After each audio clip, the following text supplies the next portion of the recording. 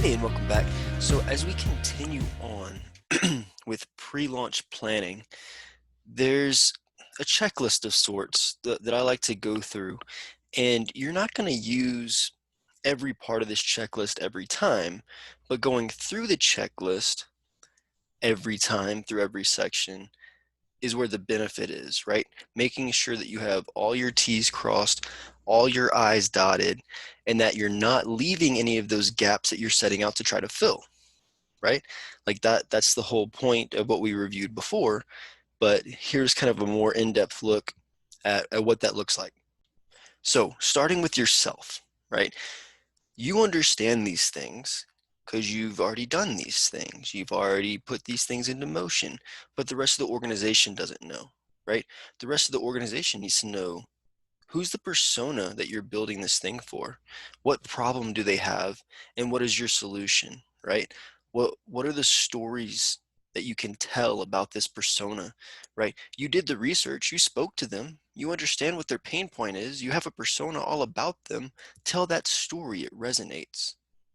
Okay? You have mock-ups, you have prototypes of what the solution is, show them. Not everyone can just hear something and grasp an abstract concept. Most people need to see, touch, feel, do things to really get it. So seeing the mock-ups, seeing the prototypes, clicking through the prototypes for some of the key players in your org or in a group meeting is going to help them ask better questions to help make sure you have all your T's crossed and all your I's dotted. Okay. You also need to be able to make the organization aware of any beta testing you're doing, right? What data are you trying to capture? What are your goals and what is your definition of success? Okay, once the organization understands what your goals are, what data you need, what help you may need getting beta testers, and what your definition of success is, that really starts the mobilization effort where everybody understands, hey, this is real and this is what we're setting out to do. And the success of this really hinges on me in sales and customer success and marketing to do my job well, or we're not going to hit this goal, right? Because it's not just a product goal, this is a company goal. And you need the whole company working together to hit that goal. So going to development and QA, I kind of group these together for cross-functional purposes. So what are the development milestones? What are the hurdles that you're currently facing? And what are your launch timelines? Okay, so what's coming down the pipe when, and when do we expect to actually bring this to market? Because that's the crux of everything that happens next, starting with marketing, right? What is the messaging? What is the positioning? What is the pricing if what you're doing impacts pricing? What content does marketing need to build? Do they need to make an announcement? Who do they need to make the announcement to? And what's the differentiation, right? As part of that messaging and positioning, they need to understand, like, is this a feature that none of our competitors have? Can we position it that way? Is this a feature that our competitors do have, but it's better for some reason? Okay, we need to understand that so we're talking about it properly, and so that way we're aligned. Okay, and in some instances, you'll have these conversations earlier in the process, right? But at worst case, whenever you're preparing pre-launch, um, these are conversations that need to happen. And ideally, these things are happening before you really get deep into coding or before you start coding, right?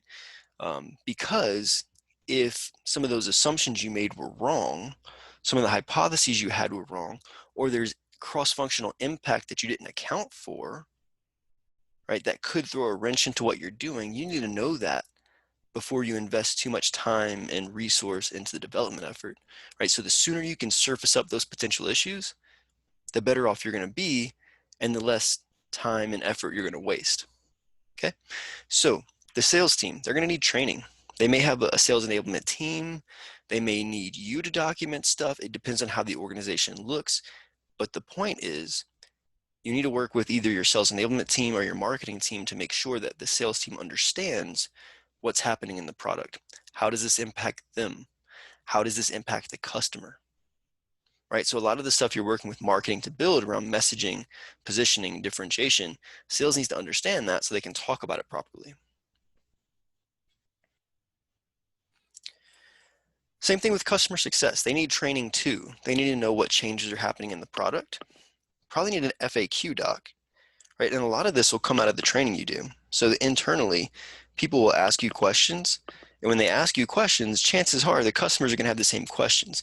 So use that opportunity when you're training your cross-functional partners to document the questions they ask and the answers you give so you can turn that into an FAQ doc. And there's things that you probably know ahead of time, but even going into those training meetings, if you even have a FAQ like drafted already, you may want to build on top of that with some of the questions that come out of those trainings, and then make sure you're doing Q&A. Don't just have a training and say, all right, we covered everything, that's good. Make sure you give time for them to ask those questions and answer those questions to feed into the FAQ doc. All right, and lastly, operations and finance. Again, this, like everything else, is going to look different in every organization. If you have a hardware component to your business, there's going to be like logistics and delivery and shipping and all that goes into it. How does this affect them, if at all? What does your inventory run rate look like? When are things being end of life? A hardware component is definitely part of the business that I'm a part of. And so these are things that I have to think of. But if you're a pure software business and kind of the shipping and inventory aspects aren't as applicable, then you can ignore this. But forecasting, pricing, internal tools that might cost money that enable you to do the things you need to do, that falls under operations and finance. Okay. So if I need a chat tool in my product and I'm not going to build it, I'm going to buy that from a third party chat vendor, right? That's going to cost money, and it's an internal tool that finance is going to have to sign off on and that we're going to have to implement into the product. So unless that you already have a specified product budget and you can pull this out of a product budget that you don't have to get finance's approval on, well, then you don't have to do that. But sometimes things come up, and based on what you're trying to do or the goals that you have, you may need things that you haven't budgeted for in your department in the product organization. So you may need to go and get approval from finance. But especially for forecast and pricing and things like that, you'll need finance's help, operations help in creating quality forecast and being able to put together business cases really early in the pre-launch process, whenever you're even, getting buy off to build this feature or do the thing that you're trying to do. Okay. So this isn't completely exhaustive, but it's a really good list to think about as you go into product development efforts and as you go into actually executing on that product development, making sure that you're going through this list and checking off all the things that you need to do that are applicable to your scenario at that given time. So that way you don't leave any gaps. You create alignment and your organization can execute as a whole, because if you don't enable your organization to execute, then your efforts as a product manager are not going to be optimal, and chances are they'll fail, right? So if you fail to plan, you plan to fail. You've probably heard that before, but it's so true. All right.